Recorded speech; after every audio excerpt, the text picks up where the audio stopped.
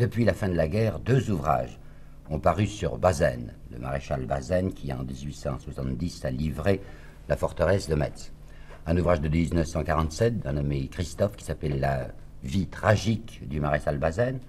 Et récemment, il n'y a même pas 1 an et demi, un livre des généraux Edmond Ruby et Jean Regnault qui est orné et honoré d'une préface du maréchal Juin de l'Académie française. Le maréchal Juin félicite ces 2 généraux d'avoir obéi à un devoir de conscience en rouvrant, comme il dit, le dossier d'un chef malheureux impitoyablement accablé. Alors j'ai pensé que c'était assez intéressant de reprendre cette affaire Bazaine, de voir de près ce qui s'est passé, afin de comprendre qui était ce Bazaine et quel avait été exactement son rôle. La guerre franco-allemande de 70, comme on dit en Suisse, de 1870, elle avait très mal commencé. Il y avait eu des désastres dès le début du mois d'août, désastres du côté français.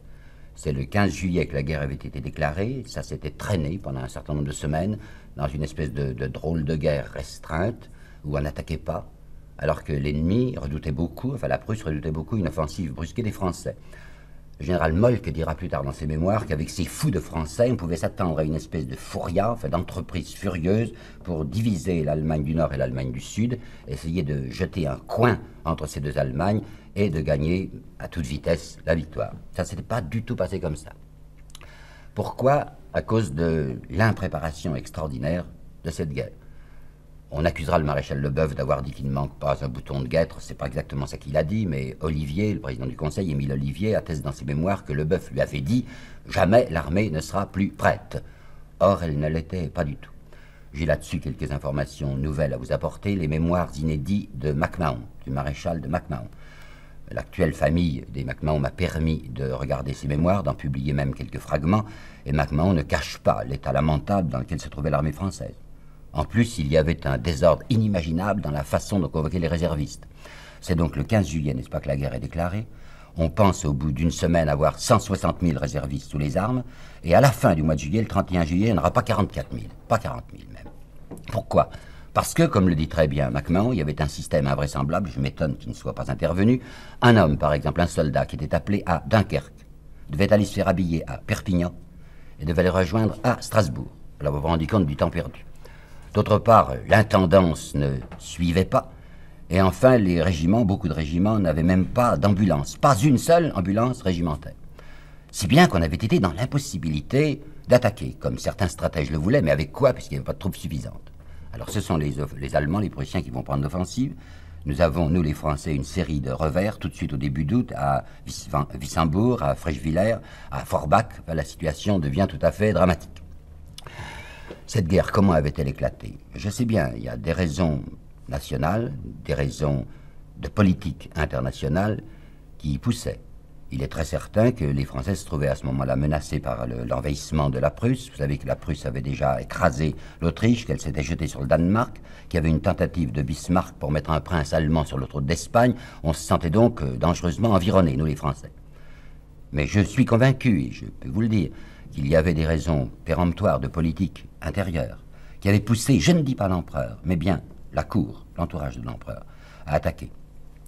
La popularité de Napoléon III baissait beaucoup. Il y avait eu un plébiscite au mois de mai 1870, et si ce plébiscite avait été favorable, énormément favorable au système, à l'Empire, dans la France entière, à Paris, en revanche, pour la première fois, l'Empire, le régime avait été en minorité. Les non ou les abstentions l'avaient emporté sur les oui.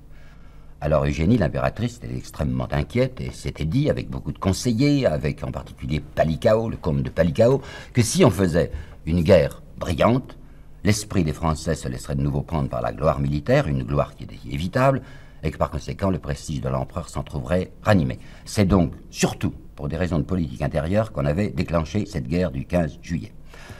Il y a quelqu'un dont le rôle est bien curieux à suivre dans cette aventure, c'est Thiers. Ça n'est pas mon histoire, mais laissez-moi vous dire en un instant le comportement de Thiers. Thiers avait été depuis 1851 furieux contre cet empire. Il avait cru qu'il allait arriver à la présidence de la République en 1849-50, et c'était Louis-Napoléon Bonaparte, qui deviendra Napoléon III, qui lui avait renversé ses chances. Alors ce Thiers attendait une occasion de revenir à son tour au pouvoir.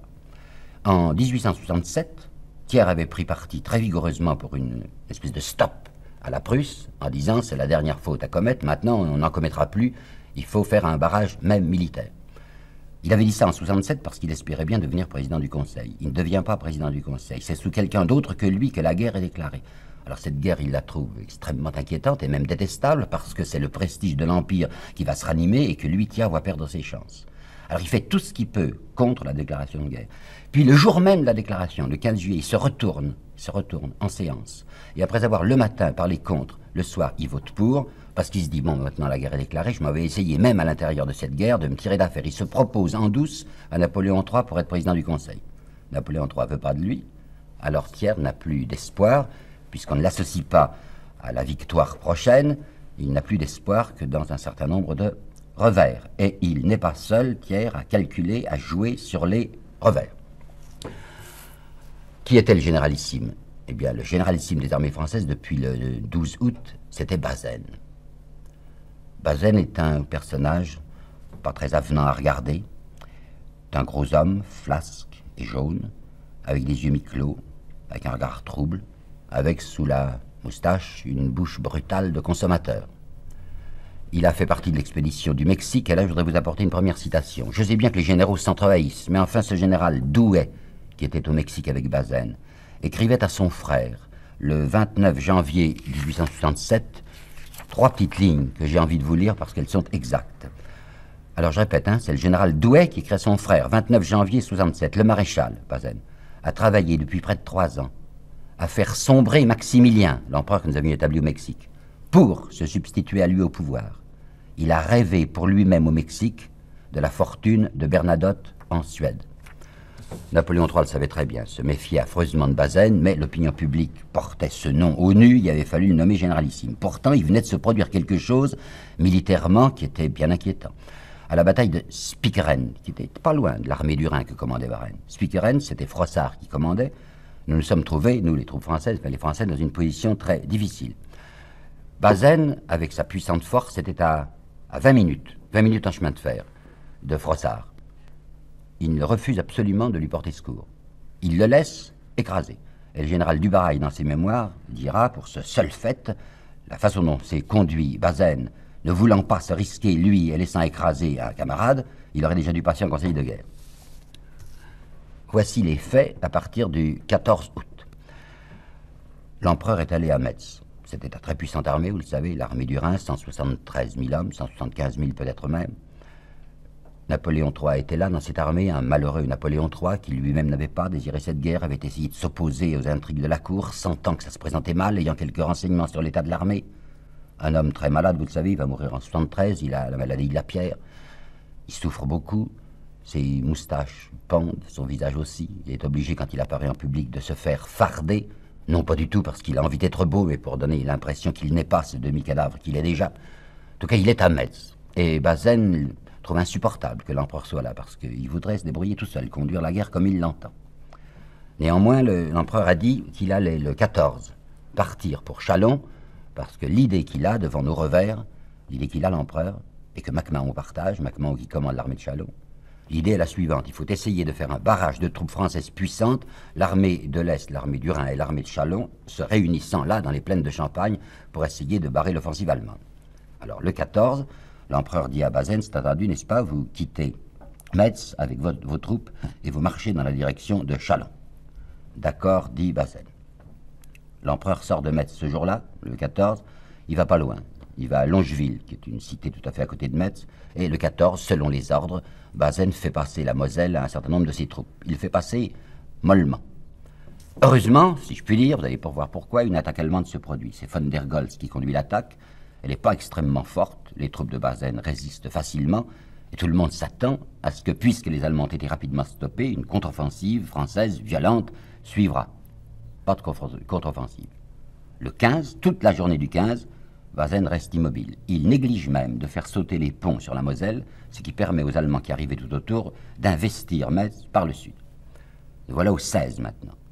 Le 16, l'empereur est parti de Longeville. Longeville, je viens de vous dire, c'était à côté de Metz. Il s'en va. Ouf, dit Bazaine. Et ça, c'est rapporté par tous les officiers qui étaient là en disant, Bazaine nous a répondu qu'il était singulièrement soulagé de voir l'empereur s'en aller.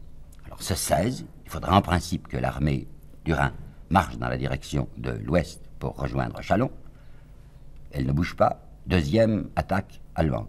Cette fois, c'est ce qu'on appelle la bataille de Gravelotte. Il faut dire que Bazaine va sur le terrain. Bazaine prend des risques, un peu publicitairement, parce que c'est pas la peine qu'un maréchal pointe lui-même un canon. Enfin, c'est ce qu'il fait. Il s'expose courageusement. Enfin, ses soldats l'applaudissent même. Il est très content. On tient le coup de nouveau. Les forces allemandes sont non pas enfoncées, mais stoppées. Et les Allemands diront, dans leur communiqué d'après, dans leur critique d'après la guerre, que ça a été pour eux une journée très redoutable, parce qu'ils avaient été tellement ébranlés que si les Français attaquaient le lendemain 17, ils n'auraient certainement pas pu tenir le coup. C'est l'opinion de tous les critiques militaires, en particulier le général Ambert, qui va faire en 1973 une première vue générale de la guerre et qui dit « Je ne comprends pas du tout pourquoi Bazaine n'a pas chargé, n'a pas lancé ses troupes le 17. » Le 18, alors cette fois, les Allemands réattaquent, troisième attaque. C'est ce qu'on appelle la bataille de Saint-Privat. Et là, je voudrais vous apporter un document pour vous montrer comment Bazaine s'est comporté le jour de Saint-Privat. Quand Robert était engagé, il a fallu que des ordres soient donnés par par Bazaine, il refusait d'en donner. Alors voici la relation d'un des officiers que Robert envoyait au maréchal de quart d'heure en quart d'heure. C'est l'officier qui parle. On me fit entrer. Le maréchal se tenait dans un grand salon. Il était assis dans un fauteuil en face de la cheminée, la tête renversée en arrière et ses deux bottes sur la tablette de marbre. Il fumait une cigarette, ne se retourna pas quand j'entrais et dit seulement « Qu'est-ce que c'est ?» En quelques mots, je lui exposai la situation du 6e corps. Il m'interrompit « C'est bien » et lança une bouffée de fumée en fermant les yeux dans l'attitude d'un supérieur qui veut qu'on le laisse tranquille. Je n'avais plus qu'à me retirer. Le 19, Bazaine donne l'ordre de repli général de l'armée sur Metz. Par conséquent, à 3 reprises, il a pu passer et n'a pas voulu passer, ce qui permet de dire à l'historien allemand Schneider, qui a fait une histoire de Guillaume Ier, le premier empereur d'Allemagne, c'est volontairement que Bazaine s'est laissé enfermer dans Metz. Ce 19 août, le jour où il donne l'ordre de repli, il dicte à un attaché d'ambassade qui était là, le petit Debens, D-E-B-I-N-S, Debens, qui était un attaché de l'ambassade de France à Berlin, et puis la guerre s'était repliée à Metz. Il lui dicte les mots suivants qui vont paraître dans le courrier de la Moselle le lendemain 20. En tenant sous Metz, l'armée du Rhin fait face à des nécessités stratégiques et politiques. Voilà le grand mot lâché, nécessité politique. Regardons bien maintenant, vous allez voir ce que c'était que la politique de Bazaine à cette date. Donc le but de MacMahon, vous le savez, et de Napoléon, c'est de constituer un puissant barrage sur la Champagne pour s'opposer à la ruée allemande. La cour n'en veut pas. La cour dit non, il ne faut absolument pas que la bataille se passe sous Paris, aussi près de Paris, parce que les esprits sont déjà très montés dans la capitale, et que si l'empereur est là tout près, on dira que c'est un empereur battu. Par conséquent, il faut à tout prix qu'on fasse une offensive, qu'on pousse l'armée de MacMahon vers le nord ou vers l'est pour essayer de s'éloigner de la capitale et qu'on obtienne un grand succès à l'extérieur, enfin loin. MacMahon dit non, c'est pas raisonnable. Je ne peux pas partir comme ça dans la nature, je ne sais pas quand l'armée de Bazaine va me rejoindre, je stoppe là, j'attends. Le 21 août, MacMahon, aidé de l'empereur, persuade tout de même les officiels de Paris que c'est ça qu'il faut faire. Le 21 août. Le 22 août, au matin, Bazaine reçoit un télégramme de Bazaine que voici. Je compte, d'ici 2 jours ou 3, prendre la direction du nord et me rabattre ensuite sur Châlons. Ce télégramme est daté du 19 août, et vous avez entendu, je compte d'ici 2 jours ou 3, prendre la direction du nord. Quand MacMahon reçoit ça, le 22, il fait son petit calcul, c'est le 19 que Bazaine m'a dit ça, donc il est parti. Alors il n'y a plus de problème. Il faut absolument aller à sa rencontre, et voilà Bazaine parti, voilà MacMahon parti, on peut dire, dans la nature, à la recherche d'un Bazaine hypothétique. Un petit mystère ici. Se protégeant, réservant l'avenir, Bazaine avait envoyé le 20 un autre télégramme à MacMahon où il lui disait « Je vous préviendrai de ma marche si toutefois je peux l'entreprendre. » Le 20.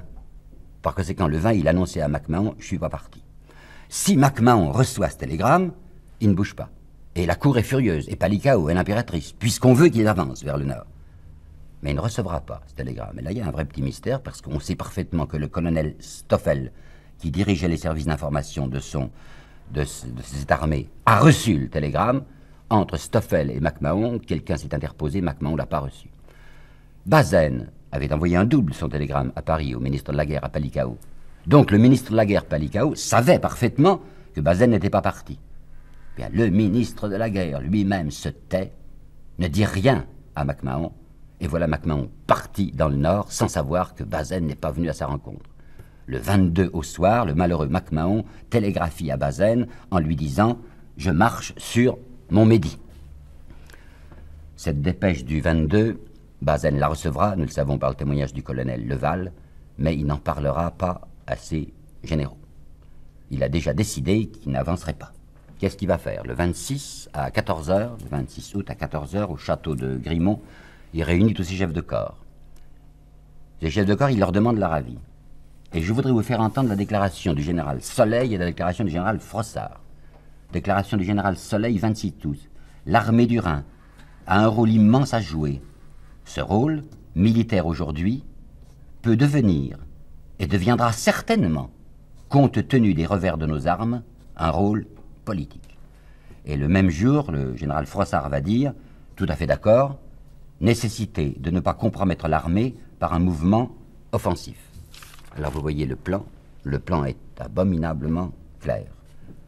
Les officiers généraux ne posent aucune question, tout de même extraordinaire, ne posent aucune question à Bazaine sur le sort de MacMahon.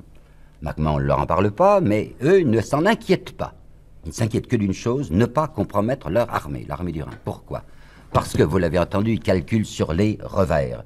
Il y a eu des revers de nos armes. On s'attend à ce qu'il y ait d'autres revers. On pourrait faire que ça ne soit pas des revers si on marchait avec MacMahon. On ne marchera pas avec MacMahon parce qu'on ne veut pas partager les lauriers d'une victoire éventuelle avec MacMahon, tandis que si MacMahon est écrasé, c'est-à-dire l'armée, les 100 000 hommes que MacMahon a, et si l'empereur est également écrasé puisqu'il sera avec MacMahon, alors c'est fini pour le trône de Napoléon III, c'est une régence qui s'installe. La seule troupe qui restera encore solide, c'est les 173 000 hommes de l'armée du Rhin, c'est Bazaine et ses généraux qui deviennent l'arbitre de la situation et qui peuvent imposer leur gouvernement et leur autorité à la France.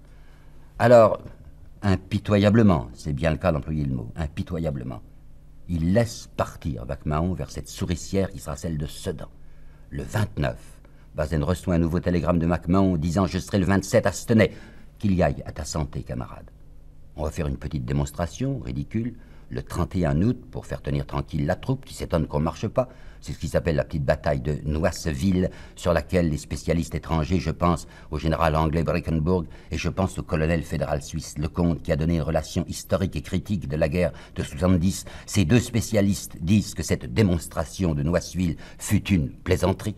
L'ordre d'attaque est donné à un faible contingent de troupes à 4 heures de l'après-midi. On les stoppe tout de suite dès la nuit tombante. Enfin, tout ça n'est qu'une façade, c'est purement fictif. Et le 31, ça c'est le 31 que ça se déroule, et c'est le 31 justement que MacMahon entre dans la souricière de Sedan. Tout est parfait.